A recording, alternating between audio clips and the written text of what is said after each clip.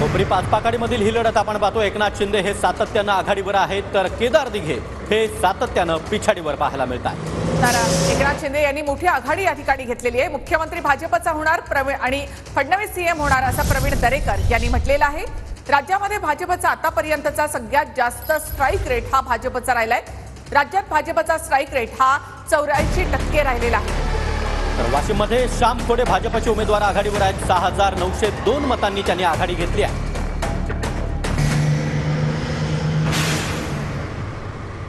तर रोहित पवार पिछाडीवर आहेत। कर्जत जामखेडमधून राम शिंदे यांनी आपली आघाडी कायम ठेवलेली आहे। रोहित पवारांसाठी आणि शरद पवारांसाठी देखील हा एक मोठा धक्का। नक्कीच तर पवारांचे दोन्ही नातू या ठिकाणी पिछाडीवर पाहायला मिळतात। एकीकडे कर्जत जामखेड तर दुसरीकडे बारामतीमध्ये देखील। तर पाटणमध्ये शंभूराज देसाई यांनी आपली आघाडी कायम ठेवली आहे। हर्षद कदम आणि सत्यजित पाटणकर या ठिकाणी पिछाडीवर। शंभूराज देसाई यांनी आपली आघाडी इथे कायम ठेवली आहे।